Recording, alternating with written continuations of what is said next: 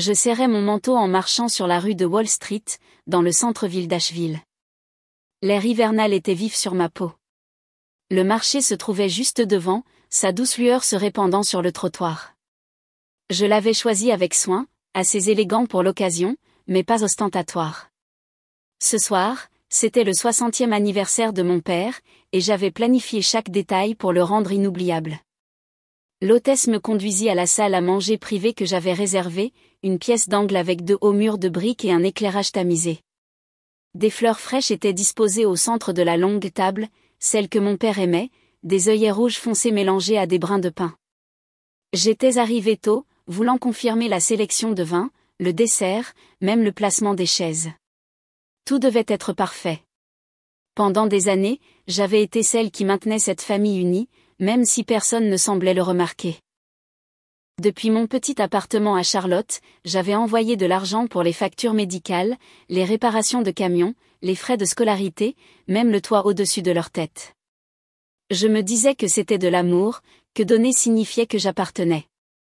Mais il y avait toujours une partie de moi qui se demandait si j'achetais simplement une place à table. Ce soir, je ne voulais aucun doute. Mon père sourirait, ma mère s'adoucirait, et mes frères se souviendraient que j'étais plus que la sœur qui signait les chèques. Je voulais que nous nous sentions à nouveau comme une famille, même si ce n'était que pour quelques heures. Je sortis la petite boîte en velours de mon sac à main et la plaçai discrètement à côté de mon assiette. À l'intérieur se trouvait la montre que mon père avait autrefois admirée à travers une vitrine, son cadran bleu marine brillant sous les lumières. Elle avait coûté plus que ce que j'avais prévu, mais je m'en fichais.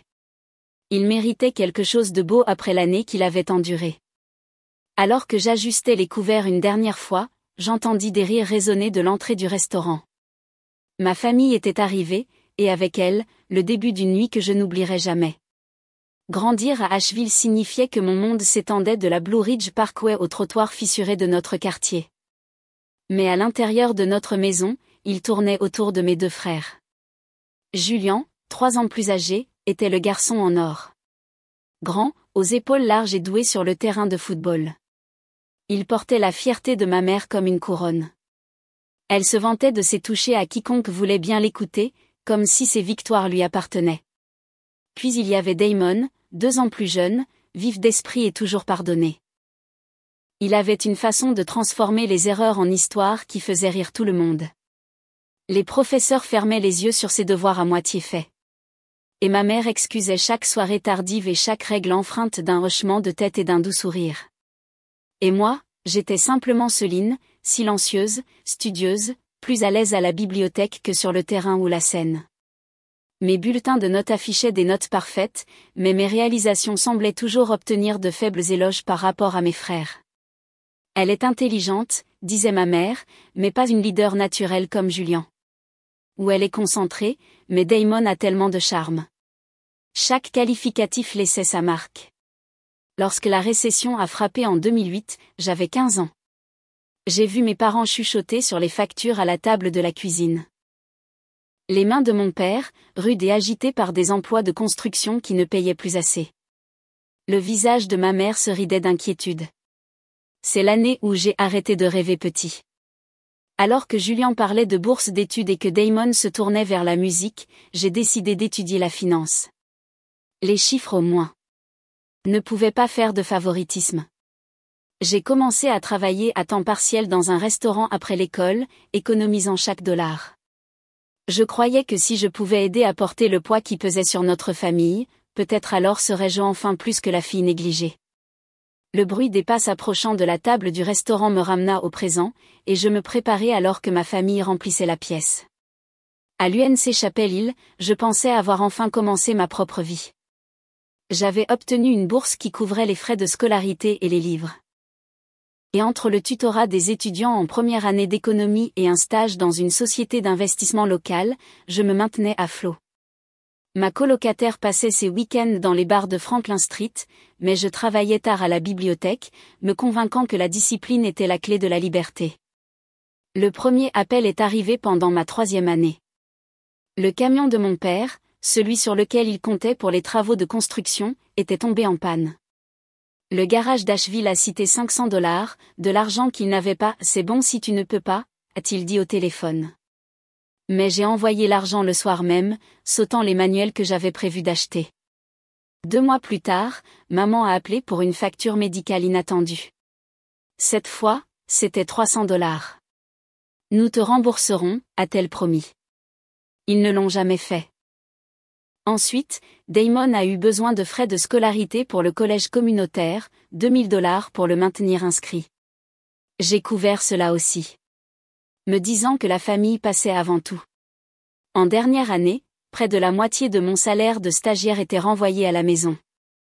Après l'obtention de mon diplôme, lorsque j'ai décroché un poste d'analyste financier à Charlotte avec un bon salaire de départ, j'ai pensé que les choses pourraient se calmer. Au lieu de cela, les demandes se sont multipliées. Lorsque les douleurs thoraciques de mon père ont conduit à une intervention chirurgicale, les factures étaient astronomiques. L'assurance couvrait une partie, mais pas assez. J'ai vidé mes économies, près de $18 000, et j'ai quand même contracté un prêt personnel. Plus tard, j'ai aidé avec l'hypothèque, $12 000 répartis sur 2 ans pour les empêcher de faire défaut. Ajoutez à cela les frais de scolarité de Damon et le camion de Julian lorsqu'il a été saisi, et j'ai à peine remarqué à quelle vitesse les chiffres s'additionnaient. Je vivais dans un studio meublé de chaises d'occasion, conduisais une Honda à bout de souffle et achetais des produits d'épicerie en vrac pour étirer chaque chèque de paie.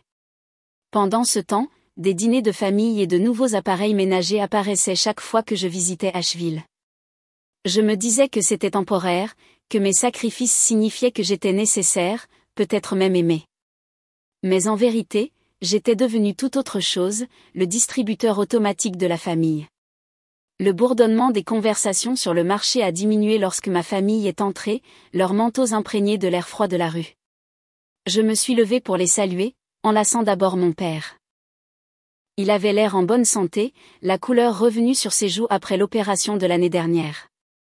Son blazer, celui que je lui avais acheté pour Noël, était bien ajusté sur ses épaules. Pendant un instant, cette seule vue a rendu chaque sacrifice utile. Nous nous sommes installés autour de la table. Les menus ont été passés, les bougies vacillant contre les murs de briques. Le serveur a apporté le cabernet que j'avais demandé, et les yeux de mon père se sont illuminés lorsqu'il a reconnu l'étiquette. Mon préféré, a-t-il dit, en me tapant sur l'épaule. J'ai souri, ne disant rien sur le prix de $80. Ce soir, il ne s'agissait pas de chiffres. Au moment des cadeaux, j'ai attendu que les autres soient passés en premier. Julian a offert une chemise polo et un livre de menuiserie. Damon a glissé une photo de pêche encadrée de l'été dernier. Les 2 cadeaux étaient simples, attentionnés à leur manière, et mon père les a remerciés chaleureusement. Puis j'ai pris la boîte en velours à côté de moi. Celui-ci est de moi, ai-je dit, en la glissant sur le linge. Papa l'a ouvert lentement, et quand l'Omega 6 Master a capté la lumière, il a également retenu son souffle. C'était la même montre qu'il avait autrefois admirée dans la vitrine d'un magasin à Biltmore Village, s'arrêtant juste assez longtemps pour que je m'en souvienne. Céline, a-t-il murmuré, sa voix rauque, ses yeux brillants alors que je l'aidais à attacher le bracelet autour de son poignet. C'est parfait. Pendant cette brève seconde, j'ai eu l'impression d'appartenir. Mais en levant les yeux, le sourire de Julian était tendu, ses yeux fixés sur la montre avec une ombre que je connaissais trop bien. Damon a sifflé doucement, secouant la tête. Ça a dû coûter une fortune, a-t-il murmuré. À moitié une blague, à moitié autre chose. De l'autre côté de la table. L'expression de ma mère s'est durcie, ses lèvres pressées l'une contre l'autre, et j'ai vu dans ses yeux non pas de la fierté, pas de la gratitude, mais quelque chose de plus froid, de plus aigu, attendant son tour de faire surface. Le premier commentaire est sorti si doucement que je me suis presque convaincu que je l'avais mal entendu. Nous venions de commander des amuse-gueules quand ma mère s'est penchée en arrière sur sa chaise, souriant d'un air tendu alors que le serveur s'éloignait. Tout le monde ne peut pas se permettre des endroits comme celui-ci, a-t-elle dit, ses yeux se posant sur moi. Mais je suppose que quand on est célibataire sans responsabilité, il est facile d'être généreux. Julian a ri, levant son verre. Damon a rejoint d'un rire discret, comme si ce n'était qu'une blague inoffensive. J'ai senti la chaleur monter à mes joues, mais je me suis forcé à prendre une gorgée de vin au lieu de répondre. Papa a essayé de rediriger le moment, se souvenant d'un de ses anciens chantiers, mais avant longtemps, maman a frappé à nouveau. Céline, tu dois travailler 60 heures par semaine pour maintenir ton style de vie. Pas étonnant que tu n'aies pas le temps pour une vraie vie. Elle a marqué une pause, laissant les mots planer comme de la fumée. Certaines personnes peuvent être tellement obsédées par l'argent qu'elles en oublient la chaleur. Julien s'est penché vers Damon. Tu te souviens comment elle faisait des feuilles de calcul pour son argent de poche? A-t-il dit en riant. Elle avait 10 ans et en paraissait 40. Damon a souri. Toujours. Seulement maintenant, les feuilles de calcul sont probablement pour son compte bancaire. J'ai pressé mes mains l'une contre l'autre sous la table, mes ongles mordant dans mes paumes. Papa s'est éclairci la gorge et a parlé plus fort que nécessaire de son projet de menuiserie préféré, mais sa voix s'est estompée sous leur rire. Le souvenir de ma récente rupture a traversé mon esprit, et avant que je ne puisse le chasser, ma mère a porté le coup suivant. Marcus avait raison. Tu sais, un homme ne veut pas rivaliser avec les chiffres et les délais pour toujours. Les mots m'ont coupé plus profondément qu'elle n'aurait pu l'imaginer. La rupture était encore vive, et entendre son nom transformé en arme à cette table m'a laissé étourdi. Les bougies vacillaient contre les murs de briques. Les ombres s'étiraient sur leurs visages. Je me demandais si quelqu'un d'autre au restaurant pouvait sentir le changement à notre table, la cruauté subtile déguisée en plaisanterie, la facilité avec laquelle ma famille me transformait en un sujet de moquerie, chaque rire de mes frères, chaque regard de ma mère ressemblait à une autre incision. Et alors que j'étais assise là, souriant d'un air tendu, ravalant le picotement, je savais que les coupures commençaient à saigner. Au moment où les plats étaient débarrassés, j'avais l'impression d'avoir livré une douzaine de petites batailles. Mon père tenta vaillamment de maintenir l'ambiance, partageant des histoires de sa jeunesse. Mais chaque fois que je parlais, ma mère trouvait un moyen de le transformer en quelque chose de tranchant. Quand j'ai mentionné une récente promotion, elle a souri avec une fausse douceur. Bien sûr, Céline monte en grade. Elle sait toujours comment acheter de l'affection. Les mots tombèrent comme une gifle. Ma fourchette resta en l'air, le goût disparut de ma bouche. Julien et Damon rirent nerveusement, évitant mes yeux, tandis que papa secoua la tête. Aurélia, ça suffit. C'est censé être une fête. Mais maman n'avait pas fini. Elle se pencha en avant, son verre de vin délicatement équilibré dans sa main. C'est vrai, Robert. Tous ces grands gestes, les dîners coûteux, la montre voyante. Céline a toujours été douée pour jeter de l'argent par les fenêtres. Elle pense que cela la rend importante. Un rire sec s'échappa de ses lèvres. Et puis, comme si le moment exigeait de la cruauté, elle ajouta, mais peu importe ce qu'elle achète. Elle ne fait même pas partie de cette famille. Pendant un battement de cœur, personne ne bougea. Le cliquetis des plats et le bourdonnement des conversations de la salle à manger au-delà semblèrent s'arrêter à la porte. Même le serveur portant un plateau fit une pause, incertain d'approcher. La phrase résonna dans mon esprit, les mots démêlant les années de sacrifice que j'avais portées comme une armure. Je regardai ma mère, l'inclinaison triomphante de son menton, puis mon père. Il avait l'air accablé, pris entre la loyauté et l'incrédulité. Julien se déplaça sur sa chaise, soudain fasciné par son verre d'eau. Le sourire de Damon faiblit en quelque chose de plus proche de la peur. Mes mains tremblaient sous la table, mais je gardais mon visage immobile, ma respiration régulière. À l'intérieur, quelque chose s'était brisé, une rupture silencieuse qui, je le savais, ne pourrait jamais être réparée. J'ai tendu la main vers mon vin, soulevant le verre avec une fermeté qui m'a même surprise. La pièce semblait s'incliner, tous les yeux fixés sur moi, attendant de voir si je pleurerais, argumenterais ou fuirais. Au lieu de cela, je souris faiblement, le pied du verre frais contre mes doigts, et me préparais à parler. Je levai mon verre, la tige stable dans ma main, bien que mon pouls martelât dans mes oreilles. Le sourire narquois de ma mère persistait, mais je pouvais voir la curiosité vaciller dans ses yeux quand je finis par parler. Parfait, dis-je d'une voix égale, assez claire pour porter jusqu'au bout de la table. Alors, ne me demandez plus d'argent. Les mots tombèrent dans le silence comme une pierre. Pour une fois, personne ne rit. Je reposai le verre sur la table, croisant les mains. Soyons honnêtes, voulez-vous? 18 000 $ pour l'opération de papa, 12 000 $ pour couvrir l'hypothèque au cours des 2 dernières années, 8 000 $ lorsque la voiture de Julian a été saisie, 6 000 $ pour les frais de scolarité de Damon qu'il n'a jamais terminé, 4 000 $ pour le nouveau toit, 3 000 $ pour la réparation de la chaudière l'hiver dernier. Je regardais les chiffres tomber, un par un, chacun plus lourd que le précédent. Le sourire de Damon s'est transformé en quelque chose de creux, et les épaules de Julian se sont affaissées alors qu'il fixait la nappe. Mon père avait l'air comme si je l'avais frappé, ses yeux grands ouverts et interrogateurs. Et ce soir, ajoutai-je, désignant les assiettes, le vin, les fleurs. 350 $ pour ce dîner. Tout cela pour que papa puisse célébrer avec les gens qu'il aime. Payé par la fille, qui apparemment ne fait même pas partie de cette famille. Le visage de ma mère changea en un instant, le triomphe se transformant en panique. Ses lèvres s'entr'ouvrirent comme pour parler, mais aucun mot ne sortit. Elle ne s'attendait pas à ce que je le dise à voix haute, à révéler le grand livre silencieux que j'avais porté pendant des années. Le silence autour de nous s'approfondit. Même les enfants cessèrent de gigoter, sentant quelque chose d'irréversible. Je levai mon verre à nouveau, pris une lente gorgée, et le reposai sans rompre le contact visuel. La vérité était enfin sur la table, et il n'y avait aucun moyen de revenir en arrière. Le serveur s'approcha prudemment, jetant un coup d'œil entre moi et ma famille comme s'il pesait comment intervenir dans la tension. Je sortis ma carte de crédit de son étui et la plaçai fermement dans sa main. En fait, dis-je, gardant un ton calme. Apportez-moi une note séparée, juste la mienne. La tête de mon père se releva. Céline, ne fais pas ça. Mais je ne le regardais pas.